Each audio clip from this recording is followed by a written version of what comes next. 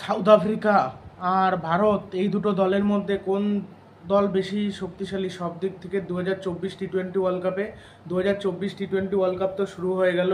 2024 টি-20 world কাপে south Africa এবং ভারত এই দুই দলের মধ্যে কোন দুই দল শক্তিশালী সেটা আমি পরে বলছি। আগে বলি এই দুই দলের মধ্যে খেলায় কে এগিয়ে রয়েছে। ইন্ডিয়া এবং সাউথ আফ্রিকার মধ্যে টি-20 ওয়ার্ল্ড কাপে খেলা হয়েছে কিন্তু টোটাল 6টা, 4টে জিতেছে ভারত, 2টো জিতেছে কিন্তু সাউথ আফ্রিকা। সাউথ আফ্রিকা কিন্তু টি-20 ওয়ার্ল্ড কাপে বেশি ম্যাচ হেরেছে, ভারতের সাথে বেশি ম্যাচ জিততে পারেনি। আর সাউথ আফ্রিকার যে এখন স্কোয়াডটা মানে খুব একটা খারাপও না আবার খুব একটা ভালোও না, এবং কাপ জেতার মতো টিম আমার মনে হয় না যে কাপ জেতার মতো টিম সাউথ আফ্রিকা। সাউথ আফ্রিকার অধিনায়ক Aiden Markram, Ottniel Baartman, Gerald Coetzee, Quinton de Kock, Bjorn Fortuin, Reeza Hendricks আর Marco Jansen, Heinrich Klaasen, Keshav Maharaj, Tristan Stubbs, David Miller, Anrich নকিয়া, কাগিসো রাবাদা, রিয়ান রেকলেক্টন আর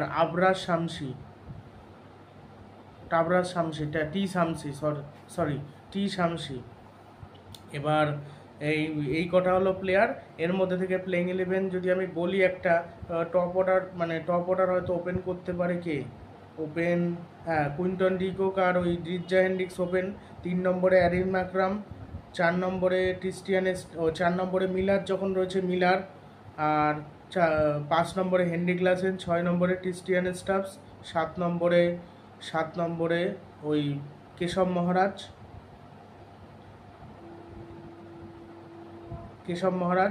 8 নম্বরে Rabada, 9 নম্বরে টি শামসি, 10 নম্বরে Gerald কোয়াসচে, 11 নম্বরে Marco Johnson. এই হলো টিম।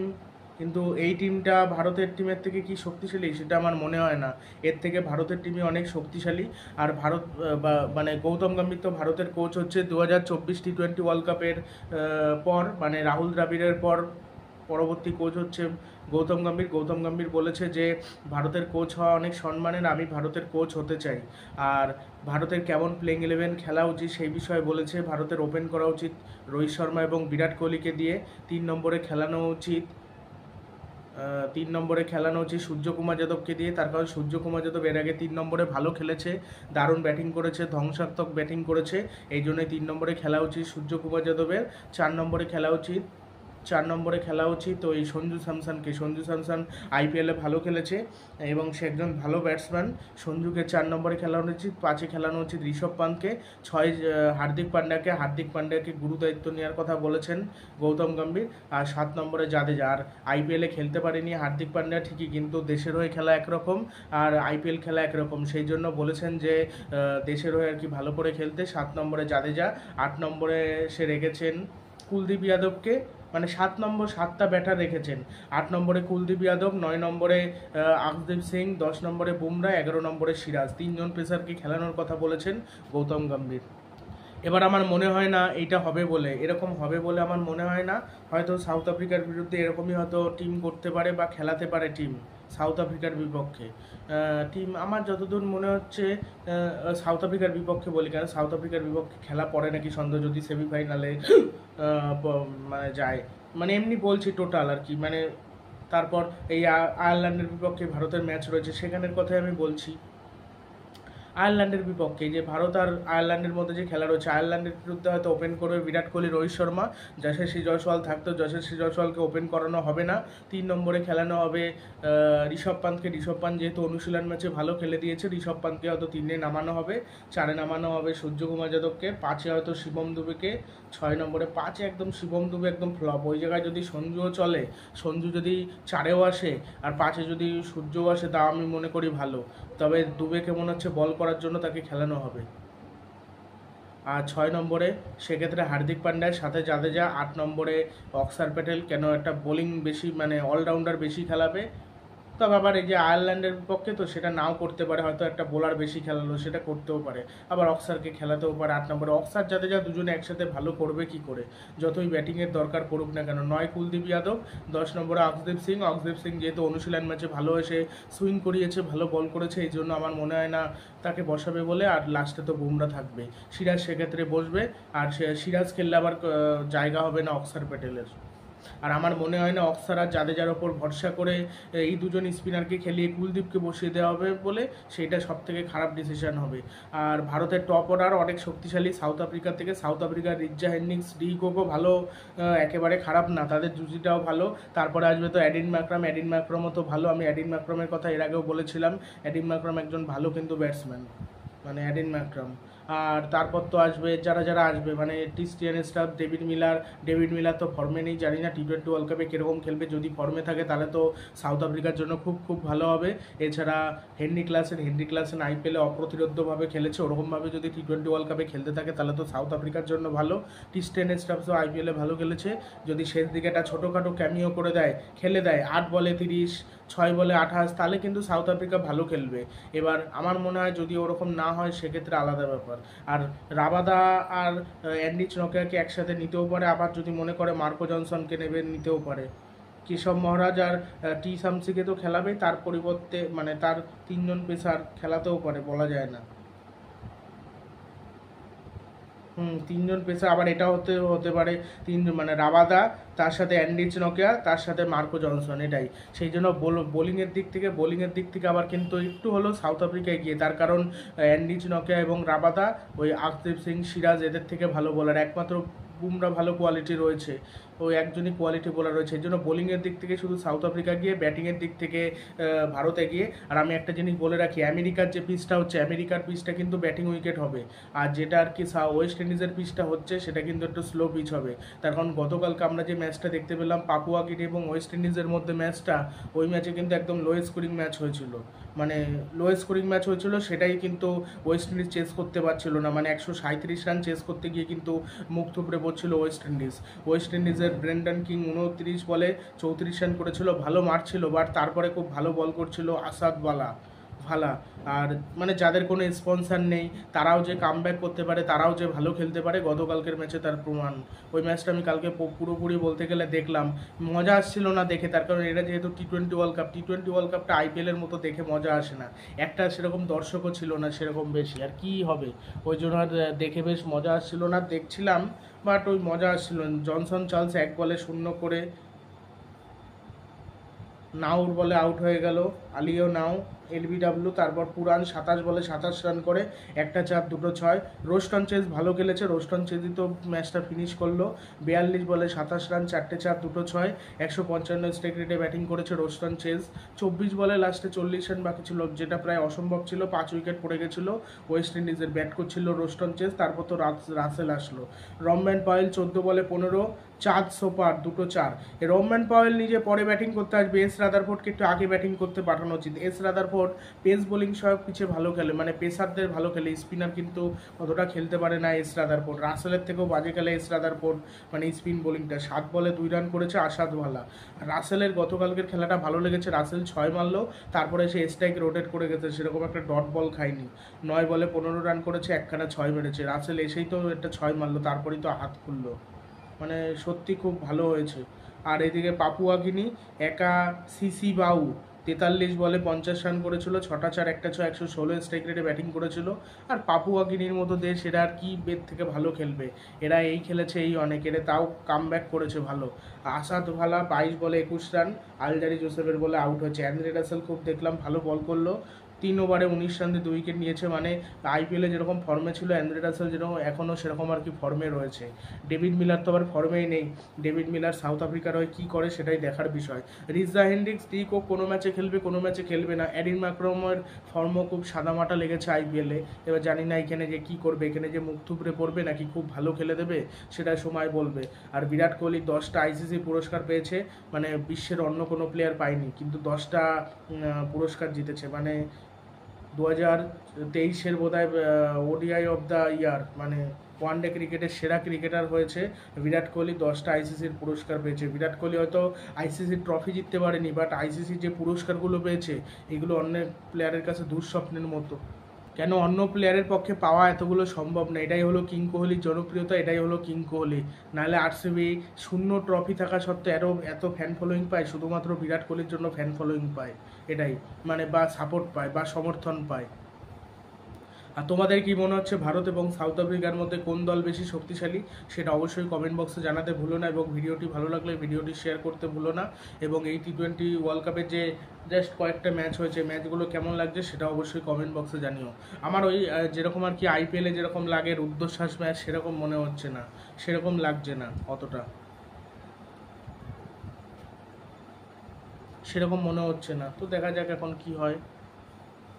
সাউথ আফ্রিকা এই টিমকে যে তবে বেশিরভাগই কিন্তু মার্কোটে প্লেয়ার, ডি কোক মার্কোটে প্লেয়ার, রিস জাইনিক শুধু ধরে খেলে, অ্যাডিন ম্যাক্রামও চালিয়ে খেলে, মিলার একটু ধরে খেলে পরিস্থিতি অনুযায়ী, হেনরি ক্লাসেন বেশিরভাগ সময় চালিয়ে খেলে, প্লাস ওই তবে আমি বলি যদি ডি কোক আর রিজা হেনরিক যদি প্রথম দিকে আউট হয়ে যায় তাহলে অ্যাডিন ম্যাক্রাম আর হেনরি ক্লাসেন ম্যাচ ধরতে পারে নাকি সন্দেহ, তাহলে চাপে পড়বে সাউথ আফ্রিকা। আর ওরা যদি ওপেনিং পার্টনারশিপটা ভালো করে দেয় সেক্ষেত্রে আলাদা ব্যাপার। বাবুমাকে তো নেওয়া হয়নি সাউথ আফ্রিকা দলে, বাট সাউথ আফ্রিকার দলটা খুব একটা কিন্তু খারাপ না, খুব একটা, তবে ভারতের থেকে দুর্বল, বাট মানে একেবারে খারাপ না। আর ওটোনিয়েল বাটমান এরা সুযোগ পাবে না, এদেরকে নেওয়া হয়েছে এমনি, ওই এরা মনে হয় সুযোগ পাবে না। লুঙ্গিয়ান গিরি কেউ তো নেওয়া হয় না। টি শামসি কিন্তু T20-তে ভালোই বল করে, মানে টি শামসি, কেশব মহারাজ, দেখা যাক কীরকম হয়। তাও আমি বলবো স্পিন দিকেও ভারত শক্তিশালী, ফাস্ট বোলিংয়ের দিকে যেহেতু কাগিসোর আবাদা, তার সাথে রয়েছে অ্যান্ডিচ নকিয়া, এই জন্য অ্যান্ডিচ নকিয়া কিন্তু একেবারেই খারাপ ফর্মে বল করেছিল আইপিএলে। এবার সে যদি বিশ্বকাপে ওরকম বল করে, বিশ্বকাপে কিন্তু এখন দেশের হয়ে খেলবে, তখন কিন্তু ফ্রাঞ্চিজির হয়ে খেলেছিল, এটা দুটোর ব্যাপার কিন্তু আলাদা। এই জন্য ফ্রাঞ্চিজির হয়ে বাজে করলো, আমার মনে হয় না দেশের হয়ে ভালো খারাপ করবে বলে, সেখানে কিন্তু ভালো করবে। আর এখানে কিন্তু 150 180-র মধ্যে কিন্তু স্কোর হবে, 150 থেকে 180, 190 কোনো কোনো ম্যাচে হবে, কিন্তু হাই স্কোরিং ম্যাচ হবে না। 250 260 ওই আইপিএলের মতো 280 ওরকম উইকেট এখানে কিন্তু হবে না, এটা আমি বলে রাখি। আর আজকেই তো ম্যাচ রয়েছে সাউথ আফ্রিকা শ্রীলঙ্কার মধ্যে রাত্রির বেলা, এই ম্যাচটা আমার মনে হচ্ছে সাউথ আফ্রিকা জিতে যাবে আরামসে, শ্রীলঙ্কা পারবে না। তখন শ্রীলঙ্কার মানে একাদশের যে অবস্থা, শ্রীলঙ্কার সাথে একটা ভারতের একটা তুলনা করব, সেটা মানে কোন দল বেশি শক্তিশালী সেটা কাল সকালে ভিডিওটা দেওয়ার চেষ্টা করব। আর আজকে দিলাম সাউথ আফ্রিকা এবং ভারতের মধ্যে। মানে এই যে T20 ওয়ার্ল্ড কাপের যে ম্যাচগুলো হচ্ছে এগুলো মানে ওয়েস্ট ইন্ডিজের বিভিন্ন ধরনের পিচ রয়েছে, সব পিচই যে স্লো পিচ এরকম কিন্তু হবে না, কিছু পিচ আছে আবার একটু টার্নিং উইকেট, বেশিরভাগই টার্নিং উইকেট হয় ওয়েস্ট ইন্ডিজের, আবার কিছু আবার সুইং উইকেট হয়। এবার আমার মনে হচ্ছে সুইং উইকেট করবে না, ওই স্পিন সহায়ক উইকেট করবে। আর ওয়েস্ট ইন্ডিজের অ্যাকিল হোসেন, গুডাকেশমাতি, রোস্টন চেজ এরা যাতে স্পিনটা পায় এই জন্য কিন্তু খেলানো হবে। আর সিমরন হেটমায়ারকে যে কোনো মূল্যে খেলানো উচিত, মানে ওদের মানে সিমরন হেটমায়ারকে খেলাতে পারছে না, ইম্প্যাক্ট প্লেয়ারের রুল থাকলে খেলাতে পারতো, বাট এস রাদারফোর্ড, তবে ওই যে ফিনিশার হিসেবে এস রাদারফোর্ডের থেকে আমি মনে করি অনেক ভালো ওই সিমরন হেটমায়ার, তার কারণ সে ফিনিশ করবে, ফিনিশ কিন্তু এস রাদারফোর্ড করতে পারে না। স্পিন বোলিংয়ের এগেনস্টে কেউ সেরকম ওয়েস্ট ইন্ডিজের জমাতে পারে না, বাট তাও আর নিকোলাস পুরান যে ম্যাচে খেলতে পারবে না সে ম্যাচে ওয়েস্ট ইন্ডিজ চাপে পড়বে। আর সাউথ আফ্রিকার মূল এখানে মেরুদণ্ড যদি বলতে হয় ওপেনাররা, ওপেনারদের পড়ে গেলে তখন আবার অসুবিধা, মানে পরে আর মিলার যদি একমাত্র হ্যাঁ যদি সেট হয়ে যায় বা ভালো খেলে দেয়, মিলার একমাত্র ম্যাচটা বের করে দিতে পারে, তাছাড়া সাউথ আফ্রিকার বের করার মানে পারবে না এই আর কি। কেন মিলারই একমাত্র যারা যে এসে কয়েকটা বল খেলবে, সেট হবে, একটা বড় বিধ্বংসী ইনিংস খেলে দেবে, সেটা একমাত্র মিলারের পক্ষে সম্ভব। কিলার মিলার 2014 সালে আমি ফার্স্ট নাম শুনেছিলাম কিলার মিলারের, 2014 না 15-তে, যেন 15-তে সম্ভবত কিলার মিলার। মাঠে একটু খেলতে খেলতে যেতাম, হ্যাঁ বিকেলে, তখন শুনতাম কিলার মিলার খুব ভালো খেলে ওই পাঞ্জাবের বিরুদ্ধে। আর মানে কিলার মিলারের নামে একটু বেশি শুনতাম। আর শুনেছিলাম মনে হয় বিরাট কোহলির নাম, বিরাট কোহলি, হ্যাঁ তখন অতটা দেখতাম না খেলা টেলা, এবার ওই খেলতে যেতাম ওইটুকুই। তা ওই আইপিএল টাইপিএল খেলা চলতো তখন বলতো কিলার মিলার ভালো খেলছে, তাই কিলার মিলার সেই নামটা ছিল, এই জন্য কিলার মিলার নামটার কি বললাম। কিলার মিলার ভালো একজন, গুজরাটের হয়ে যখন ফর্মে ছিল খেলেছিল তখন কীরকম খেলেছিল সেটা আমরা সকলেই জানি, স্ট্রাইক রেটও ভালো এবং নির্ভরযোগ্য প্লেয়ার, ধারাবাহিকভাবে রানটা করতে পারে মিলার, সেটা সাউথ আফ্রিকার হয়ে হোক, এই জন্য সাউথ আফ্রিকার হয়ে রেকর্ডও ভালো। বাংলাদেশের বিরুদ্ধে একটা সেঞ্চুরি করেছিল কিলার মিলার। কিলার মিলার একজন ব্যাটসম্যান, খুব একটা খারাপ না, ভালো একজন ব্যাটসম্যান, ভালো একজন মানে মিডিল অর্ডার ব্যাটসম্যান। সে তো আর অন্য সে যে ফিনিশ করতে পারবে না, সে আসবে কয়েকটা বল তার খেলতে লাগবে, না হলে আবার এটাও হয়তো হতে পারে আমরা দেখতে পারি যে স্টিয়ান স্টাফসকে মানে 3 নম্বরে খেলানো হলো, একটু আগে ব্যাটিংয়ে পাঠানো হলো, সেটা আমরা দেখতে পারি। কেন সাউথ আফ্রিকা করতেই পারে, বলা যায় না, বা হেনরি ক্লাসেনকে একটু আগে পাঠিয়ে দিল, তবে সেটা করার চান্স কম। 3-এ অ্যাডিন মাকরাম আসারই কথা, অ্যাডিন মাকরাম নিজেও 3 নম্বরে ব্যাটিং করতে পছন্দ করে, সে তো অধিনায়ক, দেখা যাক অধিনায়কত্ব কেমন করে। রাবাদা আর অ্যান্ড্রিচ নকিয়াতে শুরু করলে হয়তো তাদের বোলিং খেলতে অসুবিধা হলেও হতে পারে, তারপর তারা কিন্তু ওই লেন বল করবে, সুইং করাবে, ইনসুইং করাবে, পেসে বল করবে, দুইজনেই কিন্তু পেসে বল করবে, তাদের বল খেলতে অসুবিধা হবে যে কোনো দলের। ওই দুটোই পেসার সেরা আর কি, দুজনেই ভালো পেসার। অ্যান্ড্রিচ নকিয়া বাজে বল করলেও এইখানে গতি দিয়ে বল করবে, মানে টি-20 ওয়ার্ল্ড কাপে সেখানে ভালো করতে পারে। এখনো পর্যন্ত শুধুমাত্র 3 জন ভারতীয়দের দ্বারা অভিষেক ম্যাচে 50+ রান হয়েছে। 50 রান পাকিস্তানের বিরুদ্ধে করেছিল 2007 টি-20 ওয়ার্ল্ড কাপে রবিন উথাপ্পা। রোহিত শর্মা করেছিল 50 রান সাউথ আফ্রিকার বিরুদ্ধে 2007 টি-20 ওয়ার্ল্ড কাপে, 40 বলে 50 রান করেছিল। রোহিত 125 স্ট্রাইক রেটে ব্যাটিং করেছিল, আর রবিন উথাপ্পা 39 বলে 50 রান করেছিল। আর বিরাট কোহলি করেছিল আফগানিস্তানের বিপক্ষে 50 2012 সালে, 12 সালের বিশ্বকাপে 39 বলে 50। এটা রেকর্ড, মানে 40 আর 39 বল খেলে কিন্তু 50 রান করেছে, মানে বল কিন্তু একটু বেশি খেলেছে। আর বর্তমান খেলোয়াড়দের দ্বারা সমস্ত বহুজাতিক টুর্নামেন্টে সর্বাধিক রান বিশ্বকাপে কোহলি 1795, টি-20 বিশ্বকাপে কোহলি 1141, এশিয়া কাপে বিরাট কোহলি 1171, চ্যাম্পিয়ন্স ট্রফি ধাওয়ান 701। এইবার শোনা যাচ্ছে নাকি এই যে চ্যাম্পিয়ন্স ট্রফিটা হবে, চ্যাম্পিয়ন্স ট্রফি লাস্ট হয়েছিল 2017 সালে, তারপর কিন্তু আর চ্যাম্পিয়ন্স ট্রফি হয়নি। সামনে যে 2025 সাল রয়েছে, 25 সালে আইপিএলের আগে কিন্তু চ্যাম্পিয়ন্স ট্রফি হতে পারে, 50 ওভারের ম্যাচ, তারপর কিন্তু আইপিএল হবে। এর আগে 2017 সালে যখন হয়েছিল তখন কিন্তু পাকিস্তান কাপ নিয়েছিল, 2013-তে নিয়েছিল ভারত ইংল্যান্ডকে হারিয়ে, আর ভারতকে হারিয়ে কিন্তু পাকিস্তান নিয়েছিল। ওটা ভারত জিতে যেত, ওই পুরো চ্যাম্পিয়ন্স ট্রফি জিতে ভালো খেললো। ওই একটা নো বল ফাখার জামান সেঞ্চুরি করে দিল 340 রান, যেটা প্রায় চেস করা প্রায় অসম্ভব ছিল। 280-90 রান হলেও সম্ভব। আর বিরাট কোহলি রোহিত পড়ে গেলে খেলার আর কেউ নেই, একা এমএস ধোনি ভরসা থাকে। এমএস ধোনি সেই ম্যাচে খেলতে পারেনি, তাও মান বাঁচিয়েছিল, অন্তত মান বাঁচিয়েছিল হার্দিক পান্ডিয়া। মনে হয় কত 70-এর উপরে রান করেছিল, বিশাল মারকুটে ব্যাটিং করছিল, যাতে তো ইচ্ছে করে রান আউট করে দিল বলতে গেলে। যদি হার্দিক থাকতো আরও কিছু রান হতো, জিততে পারতো না, বাট আরও কিছু রান হতে পারতো, জিততে পারতো তবেই যদি জাদেজাও কিছু খেলতে পারতো। কিন্তু আর কি জিতবে, প্রথমের দিকে 5 উইকেট পড়ে গেলে 4-5 উইকেট খুব তাড়াতাড়ি। আর যুবরাজ সিং মানে একজন ভালো প্লেয়ার ছিল, বাট পরে যখন ফিরে এসেছিল ক্যান্সার হওয়ার পর, তখন তার আর ভালো খেলার কোনো জায়গা ছিল না, তার মানে সে আর ভালোর জন্য খেলতে পারেনি। আইপিএলও খেলেছে, বাট সেরকমভাবে খেলতে পারেনি আগে যেরকমভাবে খেলতে পারতো। তারপরে যখন ভারতীয় দলে সুযোগ পেয়েছে টুকটাক, তখন ভালো খেলতে পারেনি, তখন ওই ব্যর্থ হয়েছে। তারপর তো বাদ পড়ে গেল, তারপর তো বাদ পড়ে গেছিল বোধহয়, তারপর তো সব নতুন নতুন প্লেয়াররা সুযোগ পেল কিছু।